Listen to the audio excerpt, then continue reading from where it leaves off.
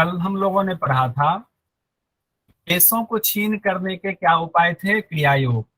क्रिया योग के द्वारा क्लेश छीन होते हैं। और उसके बाद कहा गया था, एक और चीज कहा गया था, प्रति प्रसव के द्वारा जो छीन हुए हुए क्लेश हैं उसको आप नष्ट कर सकते हो। तो हम लोगों ने कल दो इंपॉर्टेंट चीज पढ़ा था, क्रिया योग और प्रति प्रसव। क्रिया योग से क्लेश छीन, प्रति प्रसव से क्लेश का नष्ट।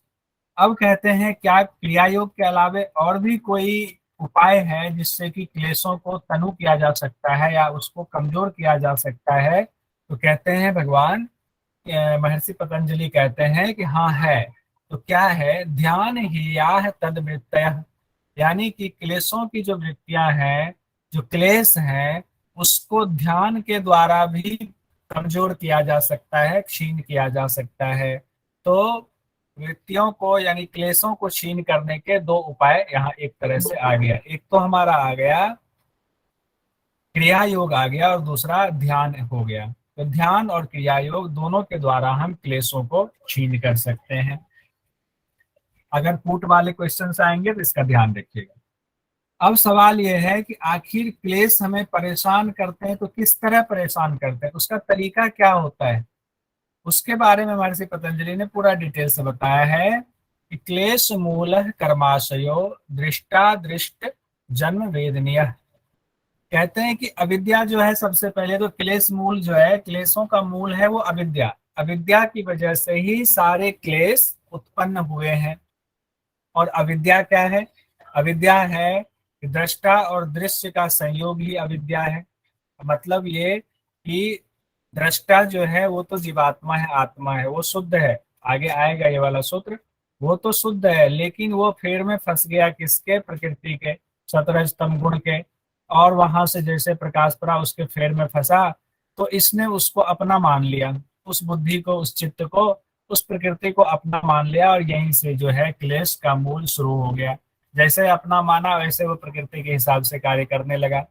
कहते हैं कि जिस कर्माशय यानी जो हमारे जितने कर्म हैं उसके जो संस्कार बने हुए हैं, वो कर्म समुदाय में अविद्या की वजह से संस्कार जो पैदा हुए हैं वो वर्तमान और भविष्य दोनों जन्मों में भोगे जाने वाले हैं, वेदना देने वाले हैं। यानी कि जो अभी जन्म हमारा हुआ है, इस जन्म में जो हमें सुख और दुख मिल रहा है, देखिए एक योगी के लिए सुख भी जो है वो क्लेश है। क्योंकि क्लेश जो हम लोगों ने पंच क्लेश पढ़ाया हुआ है उसमें कौन कौन से पंच क्लेश हैं, कोई नाम बताएंगे पांचों क्लेश के? अविद्या स्मिता राग द्वेषा अभिनिवेशा क्लेशा। राग की वजह से उसको कहना चाह रहा था कि राग भी जो है वो क्लेश है। किनके लिए राग भी क्लेश है? वैसे तो सबके लिए है लेकिन सब लोग इसको मानते नहीं है। अगर किसी को गाड़ी मिल जाए, बंगला मिल जाए तो हम सोचते हैं कि बड़ा सुख की बात है, लेकिन जो योगी है, योगी के लिए वो भी क्लेश है। ये जो इस जन्म में जितने भोग की चीजें हैं, योगी के लिए सब क्लेश है। इसीलिए योगी सुख और दुख सबको एक ही तरीके से ट्रीट करता है, सबको सबके प्रति वो अनासक्त रहता है। तो कहते हैं कि हमारा जो अविद्या की वजह से जो हम कर्म करते हैं और वो कर्म संस्कार हमारा तैयार होता है, कर्म संस्कार तैयार होकर के कर्माशय बन जाता है। वो कर्माशय जो है समय समय पर उसमें से कर्म उछल उछल के फूटते रहते हैं एक तरीके से।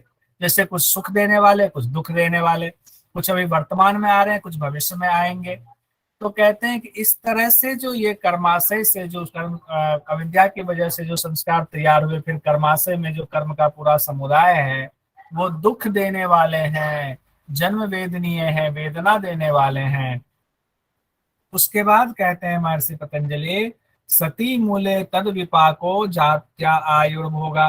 कहते हैं जब तक उन क्लेशों का मूल यानी जड़ अविद्या मौजूद है, हमारा पुनर्जन्म, आयु और भोग होता रहेगा। हम उस चक्र में फंसे रहेंगे। अब यहाँ जाति, आयु और भोग तीन चीजें दी गई है। जाति से तात्पर्य है कि हम लोग मनुष्य जाति के हैं या पशु जाति में है, कोई है, कोई पक्षी में है, कोई कीट पतंग, अलग अलग तरीके की जो जाति है, जो श्रेणी है, उसको जाति कहा गया। जाति से यहाँ तात्पर्य राजपूत, ब्राह्मण, वैश्य, शूद्र, क्षत्रिय नहीं कहा गया है, ध्यान रखेंगे। यहाँ जाति से तात्पर्य है मनुष्य, पशु, पक्षी, कीट पतंग जितने भी इत्यादि हैं वो। और आयु से है जन्म से लेकर मृत्यु तक का जो समय है वो हमारा आयु है, जो जब तक हम जिंदा रहते हैं। और भोग जो है उस आयु के दौरान जो सुख और दुख के प्राप्ति के जो साधन है वो सब भोग है। तो ये सारे कहते हैं कि जब तक अविद्या है और अविद्या की वजह से जो है क्लेश हमारा उत्पन्न हो रहा है, बाकी क्लेश उत्पन्न हो रहा है, तो हम इसको भोगते रहेंगे। हमारा जाति भी कभी मनुष्य जाति में पैदा होंगे, कभी पशु में पैदा होंगे, कभी पक्षी में पैदा होंगे, कभी कीट में, कभी पतंग में, और जिसमें पैदा होंगे, अगर मनुष्य में पैदा होंगे तो मनुष्य के हिसाब से हमें आयु और भोग मिलेगा, कीट में पैदा होंगे कीट के शरीर के हिसाब से हमें आयु और भोग मिलेगा। तो ये तब तक चलता रहेगा जब तक क्लेश जो है अविद्या मौजूद है, क्लेशों का मूल अविद्या है। जब तक ये अविद्या मौजूद है तब तक हमें ये सब भोगते रहना पड़ेगा। अब उसके बाद महर्षि पतंजलि कहते हैं, इसके क्वेश्चंस मिलेंगे, देखेंगे क्या क्वेश्चंस आए हुए पूछे जाते हैं। कहते हैं ते लाद परिताप पुण्य पुण्य हेतुत्वात्, यानी कि क्लेशों की वजह से मिलने वाला जो फल है सुख और दुख दोनों तरह का होता है। क्यों होता है? क्योंकि हम पाप कर्म करेंगे तो दुख देने वाले इस अपने हिसाब से हम लोग देख रहे हैं, मनुष्य योनि के हिसाब से हम पुण्य कर्म कहते हैं, बड़ा पुण्यात्मा है तो उसका भी फल क्या होगा? सुख देने वाले फल होंगे। हम पाप कर्म करेंगे तो उसके क्या फल होंगे? दुख देने वाले फल होंगे। कहते हैं क्लेशों की वजह से दोनों तरह के फल मिलते हैं, क्योंकि सुख भी जो है दुख भी सब क्लेश की श्रेणी में आ गया है। तो सुख और दुख देने वाले होते हैं ये, और ये अच्छे बुरे कर्मों से बने हुए हैं। ठीक है, ये उसके बाद कहते हैं परिणाम ताप संस्कार। यहाँ से बहुत इंपॉर्टेंट क्वेश्चन आता है। परिणाम ताप संस्कार दुख गुण वृत्ति विरोधाच दुख में सर्वम विवेकिना। कहते हैं कि दुख कितने प्रकार के बताए गए हैं, सवाल पूछ दिया जाता है। पातंजल योग सूत्र के मुताबिक कितने प्रकार के दुख बताए गए हैं? 3 प्रकार के दुख बताए गए हैं। परिणाम दुख, ताप दुख, संस्कार दुख। मन ही मन बोल जाइए, परिणाम दुख, ताप दुख, संस्कार दुख। 3 से 4 बार रट जाइए कि महर्षि पतंजलि ने 3 दुख बताए हैं, परिणाम दुख, ताप दुख, संस्कार दुख। परिणाम दुख, ताप दुख, संस्कार दुख, ताकि ये कभी भूले ही ना।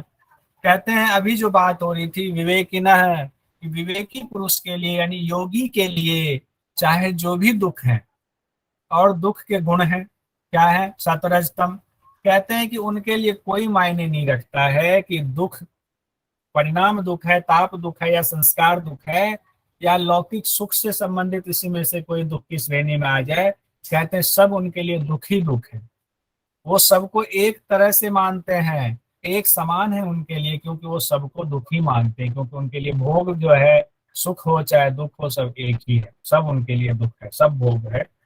वो लौकिक सुख अगर उनको मिल जाए कि कोई दे दे कि बाबा जी आप लो इतने पैसे ले लो इससे आपका काम हो जाएगा, उनके लिए वो पैसे जो है ढेले के समान है, पत्थर के समान है, मिट्टी के समान है। उनको लगेगा हम इसका क्या करेंगे, एक शरीर है हमारा, काम तो ऐसे ही प्रभु ऊपर वाले पेट भर देंगे, हमें तो बस अपनी साधना करनी है, आत्मा का दर्शन करना है, हमें अपने अंदर छिपे हुए उस जीवात्मा को ढूंढना है। अब उसके बाद ये इसमें से ये चीजें निकल गई, 3 प्रकार के दुख होते हैं। अब अगला है 16 नंबर का सूत्र, हेयम दुखम अनागतम। जो दुख आने वाला है यानी कि आया अभी नहीं है, वह दुख यानी कि हेय जो है वो नष्ट करने योग्य है। तो योगी लोग क्या करते हैं, जो दुख आने वाला है उसके बारे में भी सोच के चलते हैं कि हम अपना अभ्यास ऐसा करें योग का कि हमें दुख से पाला ही ना पड़े, हमारा हमारा क्लेश ही खत्म हो जाए।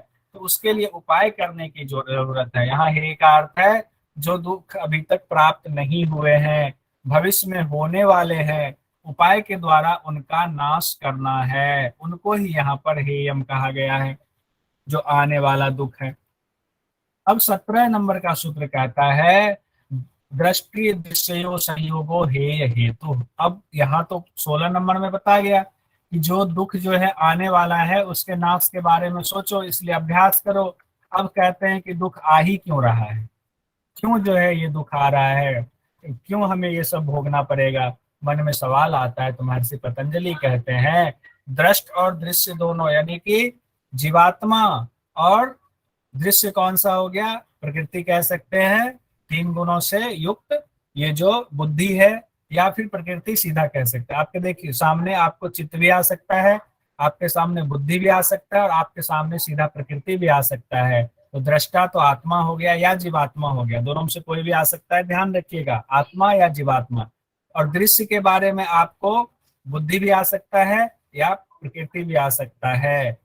तो कहते हैं कि ये आत्मा और प्रकृति का जो संयोग है यही दुख का कारण है। तो दृष्टा कौन हुआ? जीवात्मा यानी आत्मा। और दृश्य कौन हुआ? बुद्धि या प्रकृति कह सकते हैं। हालांकि बुद्धि या प्रकृति की जगह प्रकृति, बुद्धि जो है प्रकृति का अंश है, उत्पत्ति है, विकार है, और प्रकृति जो है मूल प्रकृति है। ठीक है। अब इसमें कहते हैं अर्थात जीवात्मा और प्रकृति का जो अज्ञान पूर्वक संबंध है, जो कि ऊपर कहा गया है अविद्या की वजह से इनका संयोग हुआ है, वही दुख का कारण है। तो आपके सवाल आ सकता है कि दुख का कारण क्या है, तो हम सीधा कहेंगे अविद्या की वजह से प्रकृति और पुरुष का जो संयोग हुआ है वही दुख का कारण है। तो दृष्टा और दृश्य का संयोग ही दुख का कारण है, एक लाइन में और छोटा करने पर। अब इसके बाद जब आपको ऊपर दो चीजें बताई गई हैं, दृष्टा और दृश्य, तो महर्षि पतंजलि दृष्टा और दृश्य दोनों का स्वरूप बताते हैं। दृश्य क्या है और दृष्टा क्या है। पहले दृश्य का स्वरूप बताते हैं, प्रकृति का स्वरूप बताते हैं। कहते हैं कि दृश्य जो है प्रकाश क्रिया स्थितिशीलम भूतेन्द्रियात्मकम भोग अपवर्गार्थम दृश्यम। कहते हैं कि ये दृश्य यानी प्रकृति जो है प्रकाश क्रिया और स्थिति उसका स्वभाव है। तो सवाल आ सकता है कि प्रकृति का स्वभाव क्या है? प्रकाश क्रिया और स्थिति, ये इसका स्वभाव है। यहाँ सत रज और तम की से इसको जोड़कर देखें तो कहते हैं सत्व जो है प्रकाशित करता है, और क्रिया जो है रज गुण जो है वो क्रियात्मक होता है, और तम गुण जो है वो शिथिल होता है। स्थिति मतलब रुके रहना। तो ये जो है प्रकाश क्रिया और स्थिति जिसका स्वभाव है, यानी कि तीन गुणों से लैस है, सत रज और तम, ये उसी का एक तरह से गुण रख दिया हुआ है, उसका क्या अर्थ है वो रख दिया हुआ है। अब कहते हैं भूत और इंद्रियां जिसका स्वरूप है। तो अब इससे क्या निकला? सत रज तम पे जब जीवात्मा का प्रकाश पड़ा तो क्या निकला उससे? उससे जो है बुद्धि निकली, बुद्धि से फिर जो है अहंकार निकला, अहंकार से एकादश इंद्रिय निकला, फिर जो है तन्मात्रा निकला, उससे भूत निकला, यानी कि पंच महाभूत निकला। तो कहते हैं जितनी चीजें उससे उत्पन्न हो गई, यानी एक शरीर पैदा हो गया, वो शरीर जो है भूत और इंद्रिया जिसका स्वरूप है, वो शरीर ही स्वरूप। अब कहते हैं कि इसका प्रयोजन क्या है, यानी जो ये जो प्रकृति है इसका प्रयोजन भी तो कुछ होगा, क्यों है ये प्रकृति? तो ये ध्यान रखिएगा, ये सवाल आपको कई बार इंटरव्यू में पूछा जा सकता है। नेट जेआरएफ में तो खैर नहीं, आपके पीएचडी के इंटरव्यू में पूछा जा सकता है, बहुत सारे लोग सीवी के इंटरव्यू में आपसे पूछा जा सकता है कि दृश्य का प्रयोजन क्या है। तो दृश्य का प्रयोजन दो है, भोग अपवर्गार्थम दृश्यम, यानी भोग कराना और अपवर्ग कराना। तो भोग और अपवर्ग क्या है? भोग वो है जो हम लोग कर रहे हैं, हम चाहते हैं हम नेट जेआरएफ निकाल लें, हम चाहते हैं खूब पैसे कमा लें, हम योगा करके कहीं अच्छी क्लासेस ले लें, तो ये भोग की श्रेणी में आएगा, और उस पैसों से हम जो भी भोग की वस्तुएं हैं वो खरीद लें, तो ये सब भोग में हो जाएगा, हम लोग भी भोग कर रहे हैं। और अपवर्ग क्या है? मुक्ति है, जब हम वो भोग कर लेते हैं और भोग करने के बाद भी हमें लगता है अरे हमने तो इतना भोग कर लिया, हमने इतने पैसे कमा लिए, मन में शांति तो नहीं मिल रही है, फिर भी मैं परेशान, और फिर भी जिनको योग कराने जा रहे हैं वो भी परेशान, पड़ोसी भी परेशान, फ्लैट में रहते तो ऊपर वाले भी परेशान, नीचे वाले भी परेशान। हे भगवान, इतना भोग करने के बावजूद इतनी परेशानी है, इतनी चिंता दुख है। तब उनका दिमाग घूमता है, फिर वो कहते हैं जरूर कुछ ऐसी चीज है जो मुझसे छूट रही है, और पढ़ा हुआ तो है ही, पढ़ा हुआ क्या? आत्मा। तो फिर वो आत्मा की खोज में भागने लगता है, फिर उसकी कोशिश करता है, यानी कि मुक्ति की तरफ भागता है, अपवर्ग है। कहते हैं इस प्रकृति का दो है, एक तो भोग कराना, जो भोग करना चाहता है, और जो भोग कर लिया हुआ है वो अगर चाहता है हमें मुक्ति चाहिए, तो मुक्ति का मार्ग भी आपको इस प्रकृति के द्वारा ही प्राप्त होता है, इस शरीर के द्वारा ही आपको अपवर्ग भी प्राप्त होगा, मुक्ति भी प्राप्त होगा। इसलिए शरीर बहुत जरूरी है, इसी शरीर में रहते हुए आपको अपवर्ग प्राप्त होगा। इसीलिए कहा गया है भव प्रत्यय के जो दो योगी हैं, यानी कि विदेह प्रकृति वाला और विदेह वाला और प्रकृति लय योगी, दोनों को फिर से जन्म लेना होता है, फिर से जो है उसको इसी प्रकृति में घिरना पड़ता है, इसी शरीर के द्वारा फिर उसको अपवर्ग मिलता है। इसीलिए दृश्य भी बड़ा जरूरी है। अब 19 नंबर में महर्षि पतंजलि कहते हैं विशेष अविशेष लिंग मात्र अलिंगानी गुण परवानी, इससे भी बहुत सवाल आते हैं। सबसे पहले है विशेष। विशेष किसको कहते हैं? इसमें 16 चीज़ें आती हैं। पंच महाभूत आता है जिसमें आकाश, वायु, अग्नि, जल और भूमि है। उसके अलावे इसमें एकादश इंद्रियां आती है, जिसमें एकादश इंद्रिय में 5 ज्ञानेंद्रियां, 5 कर्मेंद्रियां और उभय इंद्रिय यानी मन। तो 5 ज्ञानेंद्रियां, 5 कर्मेंद्रियां और 1 मन हो गया 11, और 11 और प्लस उधर 5 महाभूत, तो ये 16 हो गए आपके विशेष। अब विशेष इनको क्यों कहा गया? इसलिए इनको विशेष कहा गया है कि ये जो 16 हैं ये तीनों गुणों के कारण विशेष परिणाम वाले हैं। मतलब ये कि इनको विशेष इस कारण से भी कहते हैं कि तीनों गुणों के जो सुख दुख और मोह है ना, सुख है सत्व का, दुख है रज का, और मोह है आपका तम का। तो सुख दुख और मोह जो इसके विशेष धर्म हैं तीनों गुणों के, वे सब शांत रूप में या मूढ़ रूप में या किसी अन्य रूप में इन 16 में मौजूद रहते हैं। इसी वजह से इनको विशेष कहा गया है। दूसरा है अविशेष। अविशेष उसको कहते हैं कि जिनमें ये गुण मौजूद नहीं होते हैं, यानी कि इनमें शांत और घोर मूढ़ रूप में ये विशेष धर्म नहीं रहते हैं। विशेष धर्म किसके? जो सत रज तम के विशेष धर्म हैं वो इसमें नहीं रहते हैं, इसीलिए इसको अविशेष कहा जाता है। अब कैसे नहीं रहते हैं, कौन है जिसमें नहीं रहते हैं? तो ये 6 हैं। कौन से 6? शब्द, स्पर्श, रूप, रस, गंध, ठीक है। और इसके अलावे एक है अहंकार, ठीक है। तो ये 6 हो गए आपके अविशेष। इसमें नहीं है आपके तीनों गुणों के जो विशेष परिणाम होते हैं वो इसमें नहीं होता है। इसीलिए दरअसल तन्मात्राएं अविशेष इसलिए हैं क्योंकि वे शांत, घोर और मूढ़ नहीं होते हैं, यानी जो सतरज तम के जो विशेष गुण परिणाम हैं वो उसमें नहीं होते हैं तन्मात्राओं में। अब उसके अलावे अगला है लिंग मात्र। लिंग मात्र में कहा गया है जो सत्ता मात्र महत तत्व है, यह विशेष अविशेष से रहित होता है। क्यों रहित होता है? क्योंकि ये तीनों गुणों का प्रथम परिणाम है, इसीलिए इसको लिंग मात्र कहते हैं। लिंग मात्र कहने का इसका अर्थ ये भी है क्योंकि ये चिन्ह मात्र व्यक्त है। चिन्ह मात्र व्यक्त, पहला व्यक्त तत्व भी है ये, और ये चिन्ह मात्र है, इसीलिए इसको लिंग मात्र कहते हैं। अब है अलिंग। अलिंग का मतलब होता है जो लिंग से रहित हो, यानी कि अव्यक्त हो, जो व्यक्त नहीं है। तो मूल प्रकृति को अलिंग कहा गया है क्योंकि मूल प्रकृति वो गुणों की साम्य अवस्था है। तो साम्य अवस्था है तो वो प्रलय की अवस्था हो गई, उसी को मूल प्रकृति कहा गया। तो मूल प्रकृति चूंकि अव्यक्त है इसीलिए उसको अलिंग कहा गया है। यह अलिंग अवस्था पुरुष के निष्प्रयोजन है, मतलब यहाँ अलिंग अवस्था में पुरुष जो है नहीं होता है, पुरुष का वहाँ कोई मेल नहीं होता है। यह प्रकृति के गुणों की अवस्था थी, प्रकृति के जो गुण थे उसकी अवस्था इसमें बताई जा रही थी। सतरजतम की 4 अवस्थाएं बताई गई कि एक अवस्था अलिंग है। अलिंग मतलब जो मूल प्रकृति है जिसमें सतरजतम सम अवस्था में है। एक लिंग मात्र है जिसमें कि हलचल हुई सतरजतम में, तो उससे एक पहला तत्व आया महत बुद्धि, उसको लिंग मात्र कहा गया। उसके बाद अविशेष पंच तन मात्रा और अहंकार आया जो कि प्रकृति और विकृति दोनों है, उसको अविशेष में रखा गया। और विशेष में जो सिर्फ विकार है, विकृति है, उसको रखा गया 16 तत्वों को। ये प्रकृति के गुणों की 4 अवस्थाएं हैं। 17 स्तंभ की ये 4 अवस्थाएं, सारे तत्वों को एक तरह से उसमें सहेज दिया गया। अब जब दृश्य यानी कि प्रकृति के बारे में बता दिया गया, अब कहते हैं आत्मा के स्वरूप कैसा है उसका वर्णन महर्षि पतंजलि करते हैं। कहते हैं दृष्टा दृषि मात्र शुद्धो अपि प्रत्ययानुपश्य। कहते हैं शुद्धो अपि, ये दृष्टा और दृषि मात्र जो है, यानी कि दृष्टा चेतन मात्र है, अब ये स्वभाव से ही शुद्ध है। चेतन जो है, आत्मा जो है, वो उसमें कोई गुण नहीं है, इसीलिए शुद्ध कहा गया है। अगर आपका सवाल हो शुद्ध क्यों है, क्योंकि इसमें कोई विकार नहीं मतलब सतरजतम इसमें है ही नहीं, ये गुणों से रहित है, इसीलिए इसको शुद्ध कहा गया है। और दृश्य मात्र जो है, वो दृश्य मतलब प्रकृति हो गया, प्रकृति में 17 स्तंभ गुण है, तो वो विकार से सहित है, विकार सहित, और ये विकार रहित है।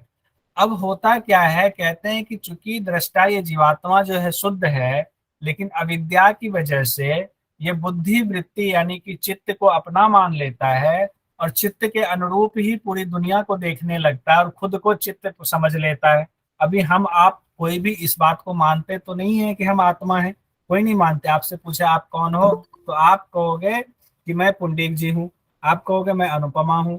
अनुपमा कौन अनुपमा? इस शरीर का नाम आप देते हो कि मेरी हाइट इतनी है, मेरे पापा ये हैं, माता का नाम वो है, मैं योगा टीचर हूँ, या मैं आईएएस हूँ, आईपीएस हूँ। तो ये किसका आप भेद बता रहे हो? ये सब आप प्रकृति का भेद बता रहे हो। आप कभी नहीं कहते कि मैं आत्मा हूँ, जबकि हम आप जानते हैं कि ये जो है संयोग है प्रकृति और पुरुष का। तो हम उस अविद्या की वजह से अभी भी इतना पढ़ने के बाद भी हम उस अविद्या में डूबे हुए हैं। तो इस अविद्या की वजह से ही बुद्धि वृत्ति के अनुरूप हम देखने लग जाते हैं। यही आत्मा का स्वरूप इसमें बताया जा रहा है कि आत्मा अविद्या के फेर में फंस गया हुआ है। अब कहते हैं कि दृश्य यानी प्रकृति का स्वरूप उस आत्मा के लिए ही है क्या? कहते हैं हाँ, तदर्थ एव दृश्य आत्मा, अपना दर्शन कराकर भोग कराना। अभी जो हम लोगों ने भोग और अपवर्ग का पढ़ा था, उसमें यही है कि अपना दर्शन कराकर भोग कराना और दृष्टा के निज स्वरूप का दर्शन कराकर अपवर्ग कराना। ये दो इसके जो है कार्य हैं, यानी कैवल्य प्रदान कराना। अपना दर्शन कराया तो हम लोग भोग करने लगे, हम आईएएस आईपीएस बनने लगे, हम योगा टीचर बनने लगे, हम नेट जीआरएफ निकालने लगे। और जैसे ही उसने आपके अंदर जो वो जीवात्मा है उसके निज स्वरूप का दर्शन कराना शुरू कर दिया आपको, तो आपको कैवल्य प्रदान होने लगा। तो ये दो चीजें इसके कार्य हैं। ये कई बार पूछा गया नेट जीआरएफ में, पूछा गया है कि पतंजलि के अनुसार ध्यान हेयास्त तद वृत्ति का संबंध है प्रमाण वृत्ति नाश से, विकल्प वृत्ति नाश से, निद्रा वृत्ति नाश से, क्लेश वृत्ति नाश से। कौन सा आंसर हो? ठीक है, क्लेश वृत्ति नाश से इसका तात्पर्य है, क्योंकि हाँ 4 नंबर, क्योंकि क्लेश की वजह से ही सारा हमें भोगना पड़ रहा है। कहा गया जाते आयु भोगा किसके लिए इस्तेमाल किया गया? क्लेशों के लिए, वृत्तियों के लिए, समाधि के लिए, किसके लिए है? विषयों के लिए है, अविद्या के लिए। जल्दी जल्दी आंसर दीजिए, टाइप कीजिए बाकी लोग। तृप्ति जी 1 नंबर क्लेशों के लिए है। ठीक है, समय कम है इसलिए क्लेशों के लिए है। जाति आयु और भोग क्लेशों की वजह से ही हो रहा है। संतोष जी बहुत अच्छा, डॉली राज सिंह जी बहुत अच्छा। सवाल है महर्षि पतंजलि के मुताबिक दुख कितने प्रकार के होते हैं? कितने दुख हैं? 3, सब लोगों ने कहा 3। मनोज पाल जी, निष्ठा जी, भविष्य जी, मनीषा साहू। 3 दुख पतंजलि के मुताबिक 3 दुख हैं। 3 दुख के फुट में बताइए, 4 आंसर दिया गया है। परिणाम ताप संस्कार, मनोज पाल जी। पीटीएस परिणाम ताप, वाह पुंडिक जी ने तो पीटीएस मार दिया। आदि दैविक दुख, ताप दुख, परिणाम दुख, संस्कार दुख, कौन सा? कूट बताइए, कूट। उमेश जी बहुत अच्छा। 3 4 2 3 4 आपने कहा, ठीक है। बस 1 मिनट और लेते हैं। हेयम दुखम सूत्र को पूरा कीजिए। हेयम दुखम क्या? हेयम दुखम अनागतम। जी बहुत सुंदर। उसका अगला सवाल है, आने वाले दुख का कारण है क्या है? बताइए, 3 ऑप्शन है। दृष्टा और दृश्य का संयोग, आत्मा परमात्मा का संयोग, प्रकृति पुरुष का वियोग। दृष्टा दृश्य पहला वाला सर, दृष्टा और दृश्य का संयोग, पहला वाला। बहुत अच्छा, निष्ठा जी, डॉली राज सिंह जी, सब लोगों का सही है। नीति जी। जीआरएफ में क्वेश्चन भी आया था, पतंजलि के अनुसार हेय हेतु निम्नलिखित में से किनका संयोग है? हेय हेतु, हेय हेतु